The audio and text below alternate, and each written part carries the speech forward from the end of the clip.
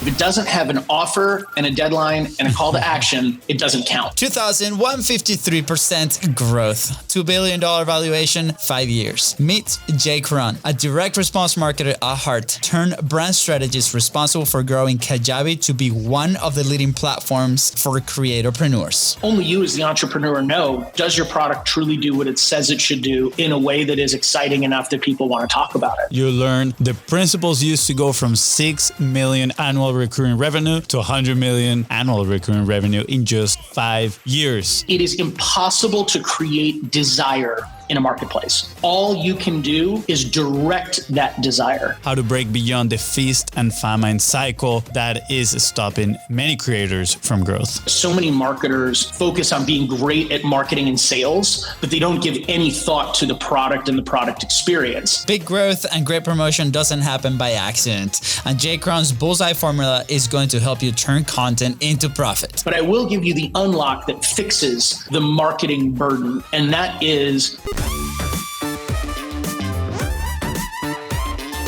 JCron, we're extremely excited to have you on the show. You know, we just listened to the incredible intro, and then Fonzie has a fiery question for you. So I hope you're ready. I know you're ready. I don't know if first thing in the morning here. Let's go. I don't know if fiery, right? But I think it's a good question to set the tone for Content is Profit. So 5 years, 2,100% growth and $2 billion valuation, right? That was your product in Kajabi, right? Like the technically achievement. 2,153% growth. I mean, I don't shortchange me that 53%. That's right. Anyone can do 2,100%. It's the 53 that is right. You know, with the language barrier, sometimes it's difficult to include those extra digits in there, but I appreciate that, right? 2,153% growth. So impressive numbers. And you do have a formula, right? Your formula, right? The Bullseye formula.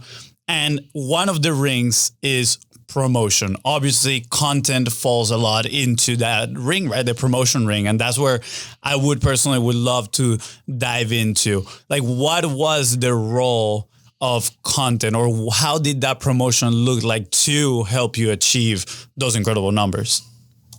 So to your point, promotion is an area that I would say in my career, that was where I would always go to hide. That if there was an issue in the company or a challenge, I would always go to marketing, better campaigns, funnel optimization. That's always where I would live. And what's interesting, to your point, content being profit, what we found at Kajabi was content became the marketing in essence. That if I was really to be honest about our journey at Kajabi, and there's a lot of versions of this story I could share, we never really cracked paid acquisition well. We never did it. I mean, there's a story I can tell you about when we were, burning $1 million a month. Might as well have set it on fire because it would have made better videos. Wow. And that is paid media for us. And so what promotion began to evolve into was telling the stories of our customers. That when we had the Kajabi Hero program show up in our life, hat tip to Kenny because he named it, and seeing the Kajabi Hero program feed into our Kajabi Partner program, we ended up with this content-based flywheel that became our number one organic acquisition channel and still is today. So that idea of customer stories and really being committed to their success and being committed to sharing their success became the marketing engine. And I would say that was the largest brand builder. That was the largest, let's call it, awareness generator. And to this day, it still is the largest element of what is moving the machine that now is Kajabi forward versus a 47-point Facebook ad hack, perfectly optimized funnel. Yeah. We've never nailed that. Still haven't. I remember I'm curious, right? Because I remember seeing some ads that were stories from your customers, right? It was very highly produced. Was that effort part of the paid campaigns, burning $1 million a month type of campaigns? That came much later. No, that came much later when we sort of, for a minute, depending on what version you saw, because we actually had a version where we were, using television advertising, believe it or not. Wow. And there was a version of it that we went super high production, full Hollywood show. And it didn't really work. Our CMO at the time loved that side of things. And so we sort of were like, well, let's try it. Because, Kenny and I are dyed in the wool direct response guys. If it doesn't have an offer and a deadline and a call to action, it doesn't count. And we're moving into this season where we had a guy who came from a lot of big brands and wanted to try that. And so we tried it, and it was interesting, but it was not effective. And quite frankly, it was against our ethos as a company. One of the things Kenny and I went back and forth on, the only fight we've ever had, and working together for on and off for 10 years, was a 45-minute disagreement on using stock photography versus real photography of real heroes. One of them super fast, super cheap, content stuff. The other one super authentic, super expensive, but real. Yeah. And when we went to this Hollywood level of production, we had trained actors. We didn't have Kajabi heroes. What we learned was telling those stories was powerful, but what we learned was they were exponentially more powerful when we used real people. And so what we started to blend was this direct response element of there always was an offer, a call to action, and a deadline. But it was shown more through the lens of a brand experience, that there was a hero that you could identify with. There was a story that was worth listening to. There was a point of transformation in their business.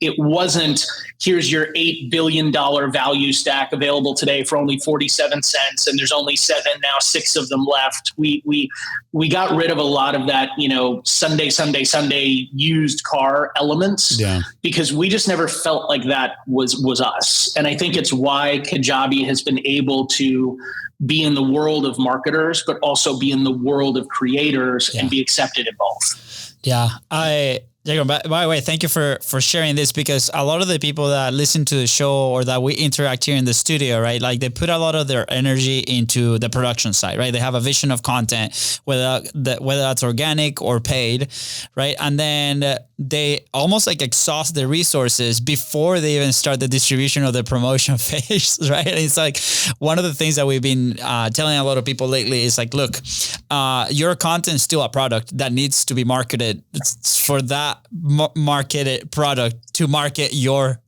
company almost, right? And it truly, to your point, and I think that you guys have what we're looking at here today, to me, is the perfect balance. You look good, you sound good, but it's not like you're in a situation where the editing burden is going to be huge, where you're trying to do a Hollywood-esque set of cuts and inserts and cutaways and whatever. Yeah. Because today, authenticity is currency. You can film on your iPhone, and if you truly have something impactful, it will do the job that it needs to do. Whereas if you're just really produced, no one really cares, because today, everyone is some level of production. The iPhone has gotten so good, it takes you 80 to 85% of the way there. And there's no value in the additional 15%, unless you're trying to be the next Mr. Beast. Absolutely. Yeah. So along those lines, right, before we have a section here, Fonzie hugs the mic. So, he's about to do that. But before we go to that, right, I'm convinced marketing is obviously a constant hypothesis, and content is a content hypothesis of trying to find what works for you from different levels, right? From the production level to how you create, right? Earlier, we were talking about your set and the studio and the flexibility to do podcast interviews, for example.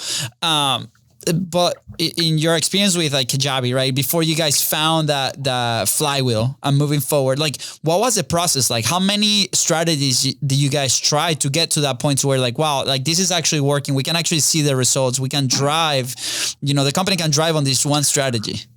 So we fucked up countless strategies along the way. I mean, it really... It was one of those things where, as we look back on it, and when you look back on it, you're like, wow, why didn't we know better? But in all fairness, when you're in that fog, when you're walking through that abyss of scaling and you're not necessarily sure when it gets easier, you don't know when you're in the moment. But looking back now, it all makes sense. And so if you think about it, the way that Kajabi came to be was, and this is where in my book, which I hate saying that, it sounds so douchey to say in my book, but in my book, it's meant to be this progression of purpose, then profit, then product, because without those three, you don't have a business. And then the amplifiers of those three are prestige, promotion, persuasion, and people, your customer experience, your market marketing, your sales, and the people that drive those systems. The reason that takes place in that order is because we watched Kajabi be carried and then catapulted by product market fit, and customer experience. And we had nailed those so well that marketing and sales, and even the people we hired, were amplifiers that were much easier to gain a benefit from because we weren't dependent on that. See, I feel like so many marketers focus on being great at marketing and sales, but they don't give any thought to the product and the product experience. And what that results in is you don't have a business, you just have an offer. And if you have an offer and you try to scale an offer, you might turn it into a business, and then the overhead will eat you alive.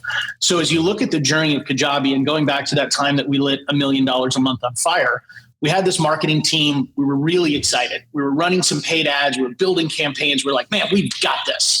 And the team keeps coming in with these attribution reports from a variety of attribution, analytics platforms. It's like, we're killing it. Look at our return on ad spend. And Kenny and I were like, I don't know. Driver, yeah. Like, it just doesn't feel right. And like, as bootstrapped entrepreneurs, you're living in the finances. So it's sort of like, like you get this sense of like, I don't think it's working that way. Yeah. So we just told the team to turn all the ads off. And the team's like, what do you mean turn all the ads off? Like, we're growing and whatever. It's like, well, guys, we're bootstrapped. Nobody, no one has a gun to our head. If we turn them off and they were working, turn them back on. So we literally turned them off, and the business grew at the exact same rate with $1 million less in paid ad spend. And it's like, well, number one, we should save that $1 million because every $1 million helps. Yeah. And number two, we should probably figure out what's really driving this. And what we found was that there was this inherent virality and network effect to a product where a product was teaching something, but everyone who was learning something was some degree interested in potentially teaching something themselves. Because when you see before you, I'm learning online, you all of a sudden realize, well, I also know stuff, and I also would like a business that I really care about. So that flywheel was one that we discovered that was driving the company. And then we sort of leaned into that and doubled down on the hero program and on the partner program. Cool. And that became another flywheel. Yeah. And then being in business for over a decade and having that level of brand awareness in the space became another flywheel. And seeing enough success stories created on the platform that then became huge names, people like Brendan Burchard, people like Amy Porterfield, people like, Frank Kern, like all of these people that were using the platform. Well, that became another flywheel. Yeah. And so we didn't necessarily sit down on day one and like, okay, we are building these flywheels. It sort of happened in a way where it's like, oh, that's working. Let's double down there. Well, it's working over here. Let's double down there. So kind of an iterative process of discovery. Yeah, that's really exciting. And I have a little story where we're probably a testament to that period where, 5 years ago, I think we started helping local businesses, and we helped this incredible dietitian that she had multiple courses, multiple things. And I remember like we ended up reshooting the entire thing, and she was hosting it in Kajabi. And I think to me, that was my first experience with your product at the time. And that thought came to mind. I'm like, this is so cool that Sammy can take her message and help so many people. And that ignited something inside of our entrepreneurial mind to be like, that's where we want to go. That's where we want to inspire. And that link of like that feeling with the product is so important, because to this day, it is still a relevant platform in our minds when we make these decisions, right? And that bond, I think a lot of products are ignoring in a sense. So it's like, okay, is getting our product better to the point that people adore it. Like that has to have so much more value than any other campaign that we can put out there to grab cold traffic, for example. So we're testimonial to like what you guys did, because it was so exciting at the time. I appreciate that. And I think what you just said, if I were to tease out a couple of nuances for everybody listening, is number one, you talked about that moment when what you saw became possible in your mind, that Roger Bannister 4-minute mile moment where nobody ran a 4-minute mile. Everyone thought it was impossible until somebody did. And then the next year, 12 people ran under a 4-minute mile. And everyone thinks, well, business has to look this way and profit has to be gotten this way until you see someone doing it totally differently. And you're like, oh, well, I didn't know I could do it that way. I'm going to try it. Yeah. So that's been a huge joy in this discovery process for us, and meeting the people that have started businesses on Kajabi, and even seeing businesses that prior to this digital revolution wouldn't have been businesses. Things as esoteric as like core ab exercises for horses that do dressage, like as if dressage, the dancing horses, wasn't specific enough. We're going to build a business within that universe. And so those are the exciting things. But what I love about the focus of your podcast and really teaching people about the role that content can play as kind of a keystone habit in the business that unlocks multiple areas, I feel like the marketing community does such a disservice, not purposefully, but accidentally, which is you always feel like you're not doing the current thing.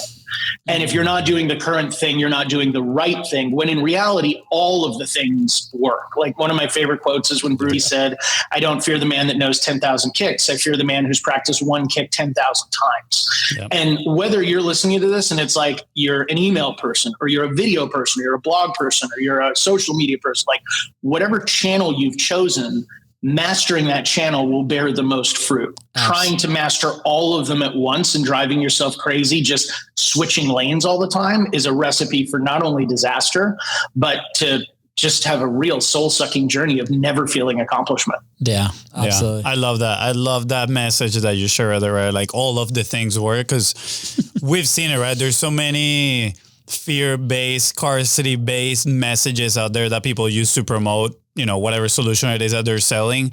Is like webinars are dead, or this is dead, you know, and then you scroll for a minute and you see another ad that is like webinar is the way to go. And you're like, what is it? Which one is it? Right. But at the end of the day, it all works. And I think personally, most people, you know, and I'm one of those, I've been one of those, you know, that jump from one thing to the other one, and that lack of consistency, right? Yeah. Go to the quote that you just shared.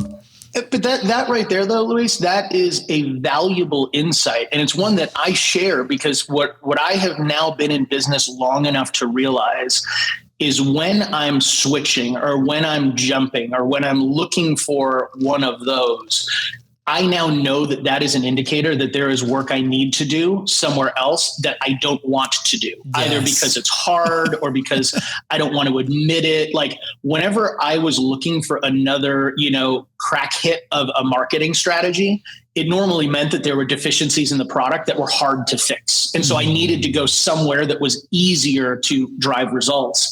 But the real value is in going into those areas that are hard. Like we as marketers, we keep looking for new ways to market, but we rarely ask, is our product truly transformational? Does our product have a value SKU built into it that has a benevolent flywheel created? Yeah. Because it's difficult. Or, you know, we never go into our customer experience because that's hard. And, you know, it means you got to dive back into product and back into experience. And that's why in the $1 Billion Bullseye, there's this order of operations, because if you don't go in that order, you put an undue burden or an undue reliance on everything. So it's like, if you've got a flawed product, well, now your prestige, your customer experience is going to be more difficult, because all your customer service reps are going to need to support something that doesn't do what it's supposed to do. Your marketing and promotion is going to have to be much more hypey than it should have been because the product isn't that great. Your sales team is going to have to close even harder because, again, the marketing is hypier. The customer experience is non-existent because the product isn't that great. And the people that you hire to run all of these systems are going to churn out of the organization faster because every single role is frustrating and harder than it's supposed to be. So you end up with this one decision, this one inflection point of, I'm not going to work on the product, even though I know I should. I'm going to build a marketing campaign. Yeah. And then you've got all of these ripple effects that now you will carry into the business. Yeah. Hi, Morgan. Morgan. Sorry, my daughter was knocking on my little window here, just like, hey, Daddy, what's going on? I told her I was going to record a podcast. And of course, that's the number one way she's going to want to come in. Because it's like, well, why can't I come in right now? Exactly. Well, make sure we got to clip this moment and make sure everybody just put in the comments, hey, Morgan. Before you go there, I remember like what you said recently. I mean, the last couple of years, there's two big companies in the space, right, who should not be named at the moment, but we all know they both handle funnels. And, we grew up in one of those communities. And because of the product they overpromised at one point, I think, in one of the events. A lot of people kind of came in, flooding that because of past successes probably. But then the product didn't deliver for a year or two. And there was a massive exit in that platform for people migrating to other platforms, right? And I think that's a perfect example. And, if you're listening, you're in the direct response marketing world, you probably know what those two companies are. But that's a perfect example of like, okay, if we let go of the product, right? If we make these promises, right, and we don't deliver on that, doesn't matter how big the marketing, or how good your marketing is, you're still gonna struggle to maintain and retain and hopefully help your customers at the end of the day. Which is, so I thank you for extracting that from your personal story and be like, okay, can we refocus on what we're selling? How are we helping people? How are they winning? Because that's gonna ultimately be that base to continue to build on whatever strategy, because they all work. Like you said, like we had a couple of people come into the studio yesterday and they're like, this is number one thing I got to do. Like, what have you guys seen that worked? And we're like, well, we've had over 500 incredible people in the show and every single one of them has a slightly different strategy and they all work according to them. So it depends, right? And then I think people get like maybe unmotivated because they're like switching for that and they're trying to find like that golden goose. But I think that golden goose is your product, your like the success that your customers are having. To talk about the customers and the success that they're having, and to also talk about the other companies that are in the space. And, I know all of them. I know the founders of them on a personal level, and I have a tremendous amount of respect for all of the companies that are working to equip entrepreneurs for success. Kajabi, we've always come from the belief that a rising tide raises all ships, that the more people that are coming into this universe using the tools and building businesses they care about, the better it will be for everyone. So Absolutely. We don't necessarily care where somebody starts, because in a weird way, we believe all of them are just front doors that will eventually lead you to Kajabi anyway. And the reason for that is because we have always chosen a very different perspective in the marketplace. We want to say success is possible, but it takes work. And when you're ready, we're ready for you. You're not going to see Kajabi run a campaign that talks about effortless overnight success, or, just model something that's successful in a different industry, rip it off. Like, that's not our branding or our message, because we don't actually believe it's true. The world doesn't need more copycat, undifferentiated stuff. And in all sincerity, the marketing community, going back to that, I think in a lot of ways does a disservice by making it all about the marketing and all about the selling and not about the product. That if you have a company that is literally telling you all that matters is how you market and sell, you've already missed the single greatest lever in your business, which is the product you are offering and the experience within that product. Yeah. And it's one of those things where I've met countless entrepreneurs where they're like, oh, I don't use Kajabi because I can't split test 37 variables. And I'm like, oh, well, how many things have you sold online? Well, I haven't sold any yet. No, yeah, because you're still trying to come up with 37 variables. Like, if you have a message that actually resonates, you don't need to split test at that level. And Seth Godin said it best. He's like, if you split test enough, you're just going to end up with a porn site. So there's a lot of these areas in marketing where there might be a gain, but then it overcorrects into this focus on the tactics and not on the customer. And in Kajabi, the customer is our sole focus at every point, at every turn. And the platform today just crossed over, a couple months ago, actually crossed over $7 billion in gross merchandise volume. So that's $7 billion sold on our platform, not even including what, the previous iteration for the first 5 years of Kajabi Classic did. And it's because we have customers that are building real businesses. This is not I'm going to just, drop ship a product. If that's you, great, but that's not what Kajabi is for. Kajabi is for people that are truly passionate about knowledge they have that they want to share with the world. And it's a business that matters to them, not just, a money chase kind of thing. Yeah. What you just mentioned took me for a little bit of a throwback, right? A little bit of, I feel like, imprinting that had been done on me, right? For those listening, imprinting. When you listen to something for the first time, you can assume that is the truth. And I remember when we were in this marketing space, right? One particular story, it was about somebody riding their bike, right? Trying to sell their stuff. And they were concerned about, why is my thing not selling? I'm a great marketer. And then they, saw this sign of a terrible company that was selling a lot, but they're like, why can't they sell and not me? And their realization was, well, because they have better marketing, right? Obviously, that was the story. Now looking back at it, that's the story to sell their product, right? They were selling marketing. And in my mind, I'm like, I got imprinted by that story because in a sense, I started believing, right? That was my belief that, well, marketing is more important than product, right? At the end of the day. Obviously, here in Content's Profit and Content Momentum with the service that we offer, we do focus on product. I will say I think we're pretty good. But that is a belief that I've had that is like, great marketing can sell even bad products, right? Unfortunately, but and you're 100% right, Luis. It totally can. Yeah, and it's why all of us today are so guarded. Like the moment we feel that we're being sold to, all of our defenses go up. Oh yeah, because we've all had that moment where you buy something that doesn't remotely deliver in what was promised. Yeah. And all that does is it now makes you distrust anyone selling you anything. Yeah, 100%. And then you get those problems of churn and all these problems that you just mentioned, right? That leaky bucket on your organization and people leaving because it's frustrating to operate. Something else. And to that point, like Dan Kennedy always talks about that, like the difference between a marketer and a strategist. A marketer removes the first name field on an opt-in because it raises conversions by 10%. A strategist recognizes that all you've done is crammed more less qualified volume into a process. So if you're optimizing for the marketer variable over here, you might lose on the actual metric that matters, which is how much money is there at the end of the month. Yeah. And we as marketers focus on those optimizations. It's like, is my page converting? Like we're looking at everything. We're not asking, is what I'm saying actually resonant? Is what I'm delivering actually transformative? Is what I'm bringing something that I care more about than the people that, I want them to have such a great experience that I don't need to sell or market. I want them being my sales and marketing. Yeah. You just mentioned a word, right? Resonant, right? And we actually had an episode on that recently talking about the importance of resonance in your message and in your content. And everything that you've mentioned here today aligns with that, right? Like from the Kajabi Hero program to the way your organization operates and how you're structuring with, that bullseye that you have, it all aligns with resonance.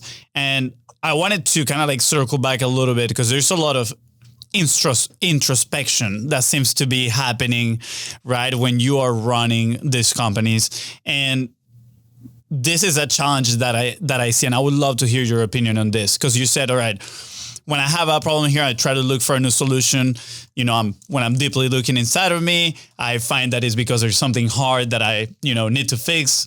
Probably is a product. I go back and work on the product. Now, I can see this as a cycle, right? Somebody that is like, maybe it's not the marketing. Let me focus on product. And let's bring this to maybe the context of a smaller business, a business that might not have as many resources. And they go back and they focus on product. And at that time, maybe they're not marketing as much. And they might start feeling that feast and famine, cycle where they're like, well, I need customers. I got to stop working on this and now start marketing.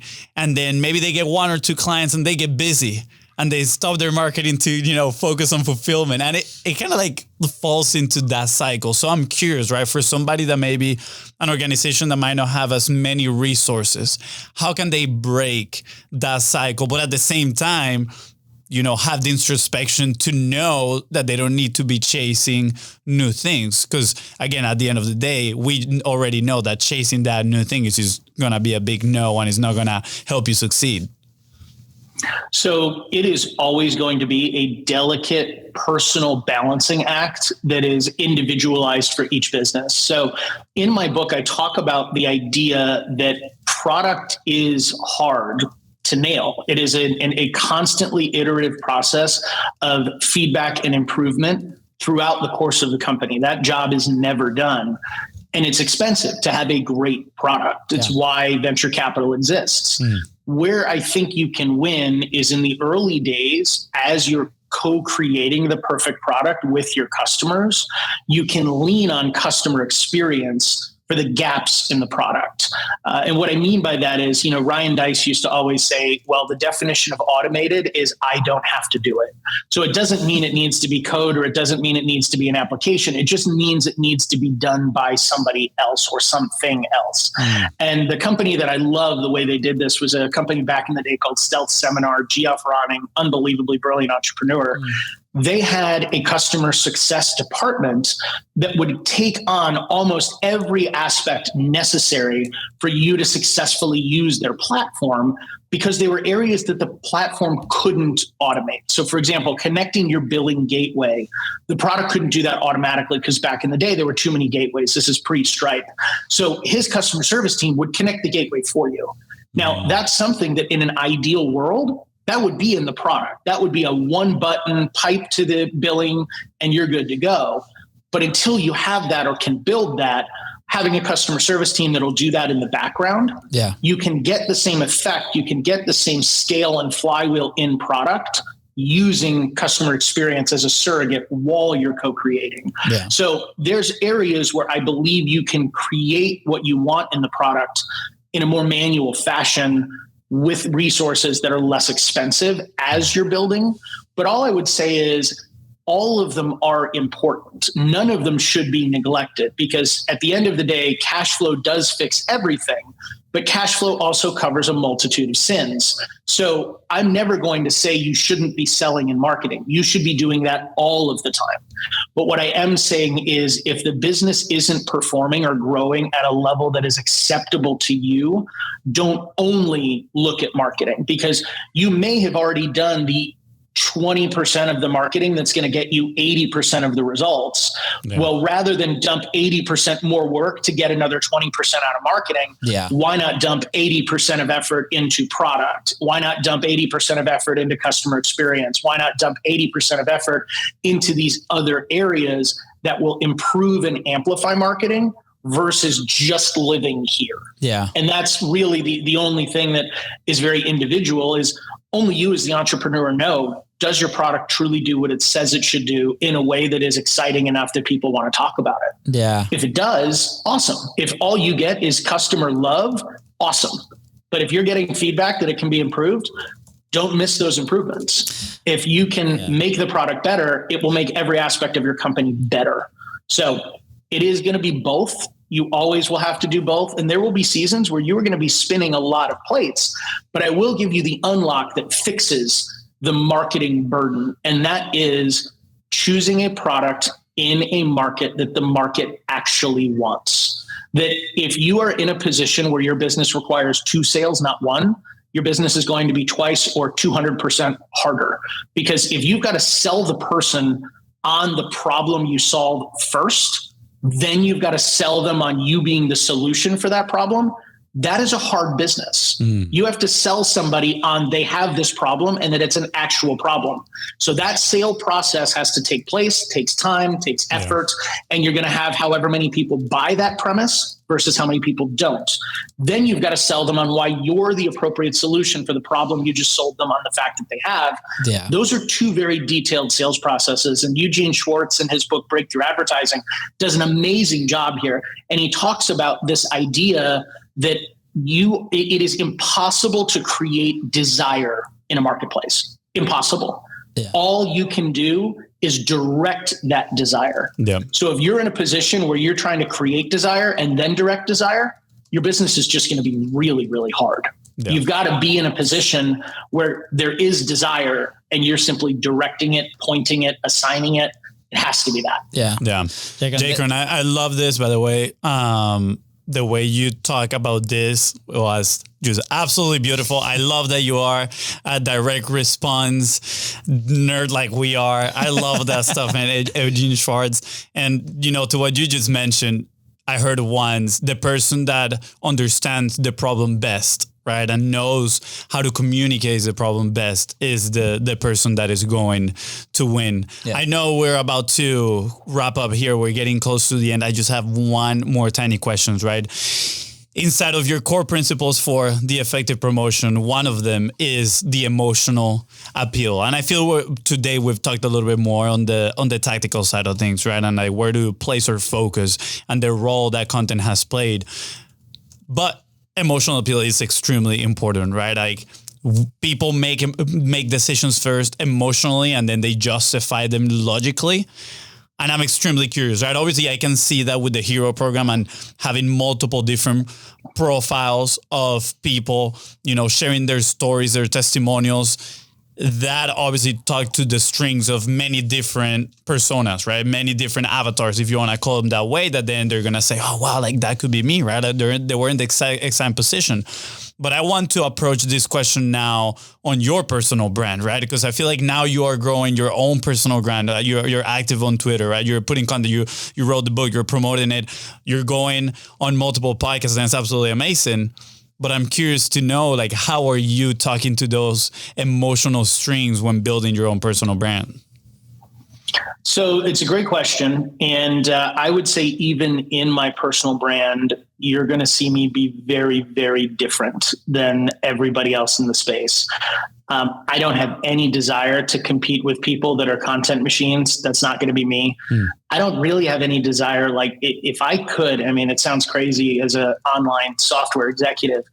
If I could just not even be on the internet, I would probably do that. Just because Cal Newport to me, I think has figured it out. I mean, best-selling author, unbelievable brand and presence, no social media. It's just to me, it's a different way of existing that I've not yet cracked, but that's what I'm working on. But when you look at how I want to communicate with the people that I hope to communicate with, I want to get layers down to the core drivers of those decisions. So you're 100% right. Every buying decision is made emotionally and justified logically. And in that process, when you learn that, you understand that there are levels to that set of emotions. So I might respond to an ad for, how to get fit over 40 by, some NFL coach that's going to teach me because, I've got a body by In-N-Out Burger in Southern California. Like, I'm not a fit guy and I want to get fit. But if I'm on a sales call with this guy who's going to sell me fitness coaching and he's like, well, what's your goal? And I'm like, I'd like to lose like 30, 40 pounds. Like that would be great. If he stops there and starts going into how he's going to help me lose 30 to 40 pounds, it might work, but what it really means is, what would 30 to 40 pounds lost do for you? I'd be healthier. I'd feel like I was more of an active guy. I'd feel like I'd be, a longer lifespan for my wife, for my daughter. Yeah. That would be the second level of desire. And if he kept going there, it would be better than the first track, but not as good as the third track. And the third track is getting me to admit that really, I just don't want to be embarrassed when my daughter wants me to run around the yard and I'm out of breath, or I don't want to be embarrassed when my daughter says, let's go swimming. And I'm like, man, if there's anyone else at my house, I really don't want to take my shirt off. Like those are the core drivers that started me clicking on that ad. That's the conversation that's going on in my mind, that if you don't enter it at that level, you've got the weight loss is the offer, then the better health is the benefit of that, and then the benefit of the benefit is this thing that I really care about. Yeah. You want to get to a place where you're communicating at that level. And so for me, the people that I'm going to talk to is a very, very small subsection, not because I don't love everybody. Like I love talking about business. I love being on this podcast, but I know that my skill sets and thinking are meant for a very specific stage in a company. I joined Kajabi at 6 million in ARR and 25 team members. When I exited to a board position with Kenny, we had grown it to north of 100 million in ARR, 400 team members, and a $2 billion valuation. That's my band of expertise. Yeah. That's where I play. And so I'm probably not going to have a personal brand that appeals to the $0 to $100,000 entrepreneur or the $100,000 to $1 million entrepreneur. Can I speak to that? Yes. Can I offer help? Yes. But is that the area where I am effortlessly, unconsciously competent? No, it's not, because this is where I play. So I think if I do it right, you'll hopefully see my book and see my brand speak exactly to those businesses. And those are the businesses that I'm excited to connect with. And I think Alex Hormozy said it best. I want to put all of the content and things I can out there so that you either are at a size where you can work with me, or that you implement this stuff to get to a size where you will want to work with me. Yeah. That's the best positioning I've ever heard. So I don't think you're going to see me launch a course for beginners, because I don't know that that's the audience I can speak to the best. Yeah. 100%. I'm not sure if that answered your question. Yeah, that's the best answer I've got. That was really good. It reminded me of a comment I made a while back. I was like, the dichotomy of online entrepreneurship. I'm like wanting to have a successful online business without having to publish at all in social media, right? And I feel like, not saying that you're growing just an online business, right? But for your personal brand, I feel like you're kind of like dealing with that as well. But you are somebody that wants to deliver value, and you want to help anybody any entrepreneur, right? You have a love for entrepreneurs. I can feel that. I've been blessed with unbelievable mentors that have shown up in my life at exactly the time I needed it. And by the way, for all of you listening, this is my shameless plug for why you should stay close to Luis and Luis with what they're working on. Is I kept getting asked by everyone, what did it? What made all the difference? How did this happen? How did you do this? And I would joke about it. And I would always say, well, I don't really have my never fail 37-point double unicorn checklist. Like I don't really have that. But after sitting with it for a while and drinking, because it's what you do when you're retired, is you drink and think. And so this comment and insight is brought to you by Clase Azul Reposado, my favorite. But I finally figured out that when someone says, how did you do this? The best way I can describe it is the only thing that matters is the quality of people you can access and the inflection points that matter. And the inflection points that matter are very few. And the quality of people you reach in those inflection points makes all the difference. Like in my own life, there was a moment where I was deciding whether I was going to go to work with Kajabi. And I know this moment because my father, who, wonderful man, had a great career as a sales guy, but he had a world view where it was get the best salary you can, fill up your 401k, retire at 65 and hope for the best. And I remember telling my dad that going to Kajabi was going to mean a 50% cut in salary. And my dad was like, why would you do that? That's insane. Get the best salary you can. But then I sat down with two friends of mine from YPO, which is Young Presidents Organization, a wonderful organization I've been in for 10 years. One of the gentlemen's name is GS. The other one is Sergio. And I was talking to both of them. They both have companies that they've exited and grew. And they were like, well, do you think you could get another job if this thing didn't work out? I'm like, yeah, I could. And they're like, oh, well, then there's no question, go where you have the cap table participation, the upside in the asset, because that's where all of the success comes from. Yeah. And if I didn't have those two conversations, my worldview would have been, no, I'm not going to do that. I'm going to go get a salary and get another job.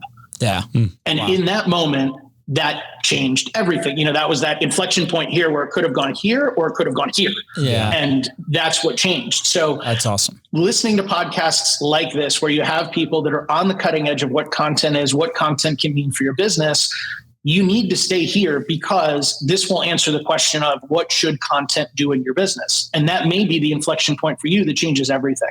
So for those of you listening, I'm glad you're listening. You could be listening to anything, and I'm thrilled you're listening to something that's going to improve your business, and happy to be here and happy to help in any way I can. JCron, thank you so much. We really appreciate it. I think that sums up the episode. Yep. Wow, what a banger. And you did our outro today. So with that said, guys, thank you so much for tuning to the Content Profit Podcast. Go ahead and follow the show in your favorite podcasting platforms and on social media at BizBrosCo. That is Ryan JCron here, help you move one step closer towards your goal. Please don't forget to share this episode, and of course, don't forget to leave a 5-star review. See ya. Bye, guys.